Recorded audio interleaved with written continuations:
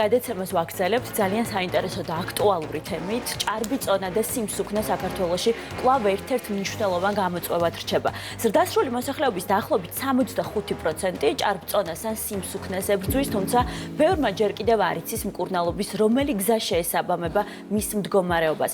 განსაკუთრებით მნიშვნელოვანი და ხშირად რთული გადაწყვეტილებაა ბარიატრიული ქირურგია, რომელიც არა მხოლოდ ოპერაციას, არამედ სწორ წინა საოპერაციო მომზადებას და ხანგრძლივ პოსტოპერაციულ სამეთვალყურეო პროცესსაც მოიცავს. რა შემთხვევაში ხდება ქირურგიული ჩარევა აუცილებელი, როგორ უნდა მოემზადოს პაციენტი ოპერაციისთვის და რა მნიშვნელობა აქვს შემდგომ მკურნალობას და ცხოვრების წესის შეცვლას, ამ და სხვა მნიშვნელოვან საკითხებზე ვისაუბრებთ სტუმართან. ჯაბა ბაბაევი, ჯოენის საუნივერსიტეტო ჰოსპიტალის ბარიატრიული ქირურგიის მიმართულების ხელმძღვანელი, ევროპის უნივერსიტეტის პროფესორი გვერდდება სტუდიაში. მოგესალმებით. მადლობა სტუმრობისთვის. სტატისტიკა მართლაც არასახარბიელოა, ხო, როგორც დასაწყისში აღნიშნეთ, სად გადის ზღვარი, როგორ გვეტყვით, უბრალოდ ჭარბწონას და უკვე იმ კლინიკურ მდგომარეობას შორის, როდესაც აუცილებელი ხდება ქირურგიული ჩარევა. მოგესალმებით, მაყურებელს. ზოგადად დღევანდელ რეალობაში, დღევანდელ მსოფლიოში საკმაოდ სერიოზული პრობლემა არის ჭარბი წონის და სიმსუქნის, როგორც თქვენ სტატისტიკა თქვით, მართლა ძალიან საგანგაშოა, ძალიან ბევრი სხვა დაავადებები ჩამოიტოვა ჭარბმა წონამ და მორბიდულმა სიმსუქნეებმა ზოგადად. მე მოკლედ შემიძლია პატარათი 1990 წლიდან 2022 წლამდე მონაცემები ფაქტიურად გაორმაგებულია. სადაც მილიარდ 200.000 ადამიანი იყო სიმსუქნით დაავადებული მსოფლიოში და დღეს არის დაახლოებით 2 მილიარდ ნახევრამდე. ეს ძალიან დიდი სტატისტიკაა, მათ შორის მსოფლიოს ნაწილი ვართ ჩვენ საქართველოც და საქართველოში საკმაოდ საგანგაშო სიტუაცია. დაახლოებით 34% მოსახლეობის არის სიმსუქნით დაავადებული. და თან რამდენი დაავადება მოჰყვება შემდეგ უკვე? ეს არის სიმსუქნე არის, რა თქმა უნდა, ძალიან ბევრი დაავადებების გამომწვევი, მათ შორის მსოფლიო ჯანდაცვის ორგანიზაციამ ბოლო მონაცემებით სიმსივნის გამომწვევი, კიბოს გამომწვევი ერთ-ერთ ფაქტორად ითვლება ჭარბი წონა, იმიტომ რომ ხდება ორგანიზმში ისეთი მეტაბოლური დარღვევები, რომლებიც შემდგომ სიმსივნეს ყველაზე დიდი პრობლემა კიდევ ის არის, რომ დღეს არის ძალიან აქტუალური შაქრიანი დიაბეტი ტიპი 2-ის პრობლემა დგას დღეს საქართველოში, რომელიც არის გამოწვეული ჭარბი წონის გამო. ბატონ ჯაბაევი, როგორც ვახსენეთ, ხო საგანგაშო სტატისტიკა გვაქვს მიმართულებით მსოფლიოში შესაბამისად საქართველოში დარწმუნებული ვარ, სწორედ ამ სტატისტიკიდან გამომდინარე, თქვენთან უხვად იქნებიან პაციენტები, ხო ამ საკითხთან დაკავშირებით. რა შემთხვევაში ხდება უკვე დაგეგმა ოპერაციის, აი რა შემთხვევაში აღარ არის ვარჯიში და სწორი კვება და დიეტა საკმარისი და რა შემთხვევაში ეუბნებით თქვენ, რომ კი ბატონო, თქვენ აუცილებლად გესაჭიროებათ ოპერაცია. ნახეთ, როგორც წესი ქირურგთან პაციენტი არ მიდის, სანამ არ გამოლევს, არ მოივლის ყველა იმ პროცედურებს, არ გამოცდის ყველა იმ მეთოდს, ეს არის ფიზიკური აქტივობა, ეს არის მრავალჯერადი, ასე ვთქვათ, დიეტები და საბოლოო ჯამში სწორკვებას მაინც არის ვერ იცავენ ეს პაციენტები, მაგრამ ესე ისე პროგრესირებს ეს ჭარბი წონაში მატება ისე პროგრესირებს, რომ შემდგომ უკვე მოდიან ხოლმე ჩვენთან ქირურგებთან. საკმაოდ დიდია მომართვიანობა, მინდა გითხრათ, ძალიან ბევრიც არის. ხანდახან ვფიქრობ, რომ ამდენი ჭარბწონიანი, მაგრამ აწუხებთ ეს დღეს ობიექტური მიზეზებით მოდიან პაციენტები. კი, არის ხოლმე შემთხვევები, სიმართლე გითხრათ, პირდაპირ არის ხოლმე შემთხვევები, სხვათა შორის სოციალური ქსელებიდანაც ბულინგდებიან ზოგიერთი ახალგაზრდები მით უმეტეს და მოდიან ზოგადად პრობლემაა ხო, მოდიან ქირურგთან ოპერაციის გასაკეთებლად, რა თქმა უნდა, უარზე ვართ ჩვენ, არ არის მონაცემები, ეხლა ხშირად ვეუბნები ხოლმე ძალიან უხეშადაც არ მინდა რომ გამომივიდეს, ეხლა დილით სარკესთან და დიქი რაღაც შენი ფორმები არ მოგეწონა და მამის გულისთვის ბარიატრიულ ქირურგთან მოხვედი, ეგეთი რაღაცა გამორიცხულია, იმიტომ რომ ბარიატრიული ქირურგია ეს არ არის რაღაცა ფორმის დახვეწის, ეს არის პლასტიკური ქირურგია, ეს არის კომპლექსური მიდგომა, აქ არ მუშაობს ერთი ადამიანი, ეს არ არის მარტო ქირურგის საქმე, მინდა გითხრათ, რომ ბარიატრიული სამსახური თუ არსებობს, უნდა არსებობდეს მისი მთელი თავისი გუნდით, ასე ვთქვათ, აქ არის ჩართული. აი მოგვიყევით მაგალითად, აი მოვიდა თქვენთან ადამიანი და რას აკეთებთ იმისათვის, რომ დადგინდეს მისი საჭირო პირველ რიგში უნდა გამოვითვალოთ სხეულის მასის ინდექსი, რითიც აი ვიხდება საბოლოოდ კანდიდატი 35 სხეულის მასის ინდექსიდან უკვე შესაძლებელი კი უკვე აუცილებელია რომ გაკეთდეს ოპერაცია.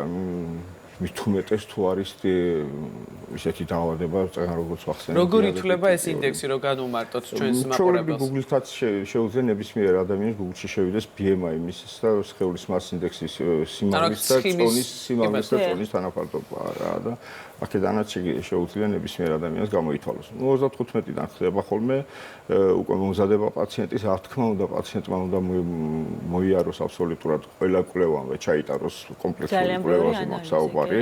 იქ არის ჩართული როგორც ნუტრიციოლოგი, ენდოკრინოლოგი, კარდიოლოგი, ანგიოლოგი, ფსიქოლოგი და ასე შემდეგ. რა თქმა უნდა, იმიტომ რომ მთელი პრობლემა ის არის, რომ ეს პაციენტები ამ ჭარბიწონის გამო აქვს უამრავი სხვადასხვა დაავადებები, რომლებიც უნდა მივიყვანოთ იმ დონემდე, რომ გახდეს უსაფრთხო საოპერაციო. ამიტომაც არის ხომ, რომ წინასაოპერაციოდ მე რაღაც პერიოდს აძლევთ ხო ადამიანს აუცილებელია წინასაოპერაციო, ეს არ არის ოპერაცია, მოვიდა პაციენტმა, გაიკეთა კვლევები, მეორე დღეს დაინიშნა ოპერაცია. არავითარ შემთხვევაში უნდა მომზადდეს პაციენტის. აი თვალყურს ადევნებთ თქვენ ამ სწორედ აი ამ პროცეს ოპერაციამდე პერიოდს, მოსამზადებელ პროცესს. რა თქმა უნდა, თითოეული, რა თქმა უნდა, ჩემი ხელმძღვანელობით, ჩემი გუნდის მიერ და რა თქმა უნდა თითოეული სპეციალისტი ჩართულია ამ პროცესში, რომ პაციენტმა ნორმალურად მოემზადოს ოპერაცია. ბატონო ჯაბა, დღეს მედიცინაში ძალიან ბევრი მეთოდი გამოიყენება. როგორ ხდება კონკრეტული პაციენტისთვის კონკრეტული მეთოდის? აი სხვადასხვა მიმართულება არის, ხო? ვთქვათ, ბარიატრია, ბაიპასი და ასე შემდეგ. ნახეთ, ბარიატრია ქვია ყველაფერს. სლივსაც, ეს არის ბარიატრიული ოპერაცია, სლივგასტრექტომია, გასტროშულტირებები, სხვადასხვა მოდიფიკაციის, რამოდენიმე მოდიფიკაცია არსებობს.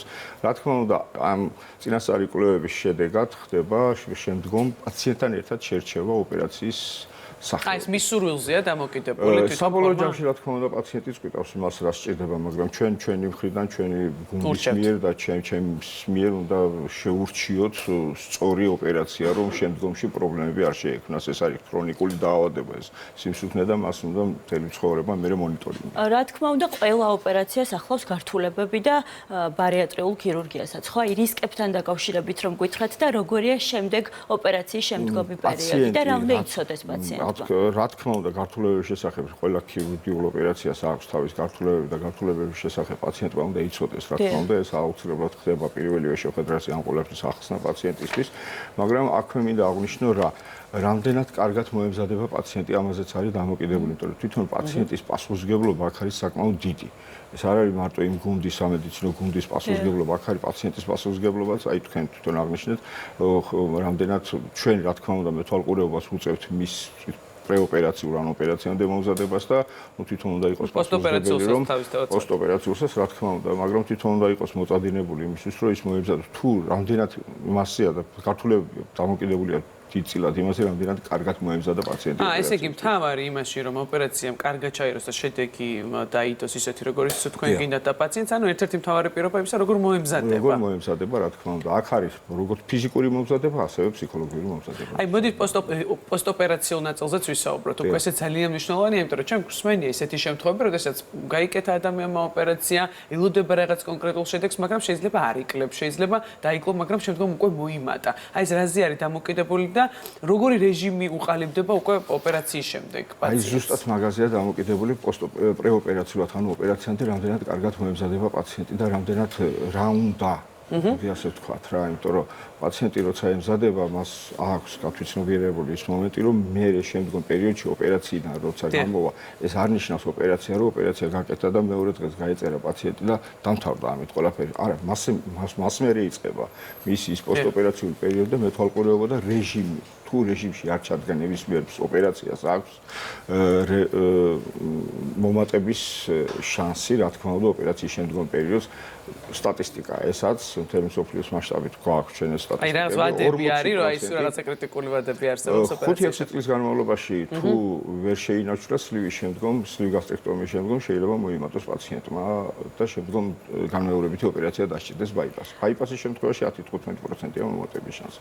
მაინც კიდევ ერთხელ გეუბნებით, ორივე ოპერაციის შემდგომ მომატების შანსი არის, მაგრამ აქ არის პაციენტზე ძალიან დიდი წინასწარ. უნდა გაიაზრონ, რომ ეს ოპერაცია არის დასაწყისი და შემდეგ ცხოვრება უნდა გააგრძელონ. მოდი ეს ოპერაცია არის ბიძგი იმისკენ, რომ სწორი ცხოვრების რეჟიმზე გადავიდნენ სწორი ცხოვრების რეჟიმი და კვების რეჟიმი უნდა დაირეგულიროს. და იმაზეც ვისაუბროთ, რომ თქვენი კლინიკა აღჭურვილია ახალი ტექნიკით, ხო? ესეც რომ გავაცნოთ ჩვენს მაგალითს. მე აუცილებლად მინდა აღვნიშნო ეს, იმიტომ რომ ექიმისთვის და პაციენტებისთვის მნიშვნელოვანი კომპონენტია ძალიან. რა თქმა უნდა, მნიშვნელოვანი კომპონენტია უსაფრთხოება.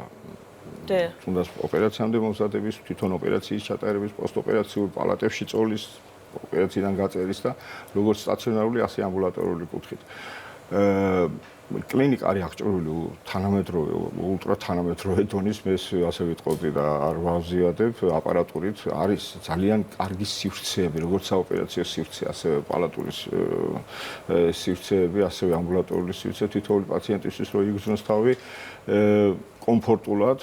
გვაქვს უახლესი აპარატურით აღჭურვილი და ამას ძალიან დიდად არის დამოკიდებული პაციენტის უსაფრთხოებაზე და კომფორტი ექიმისთვის, როცა თანამედროვე აპარატურით მუშაობ, როცა სივრცე გაქვს ისეთი დალაგებული, ასე ვთქვათ, მოწესრიგებული და მოწყობილი, ხო, ექიმისთვის არის ძალიან დიდი ძალიან ბევრი რამეს ამარტივებს კომფორტი, რომ პაციენტის უსაფრთხოებაზე უფრო მეტად იზრუნოს რა და ამისთვის არის შექმნილი ეს არის მოგეხსენებათ სადაც მე მუშაობ ამჟამად ევროპის უნივერსიტეტის მიერ ასე ვთქვათ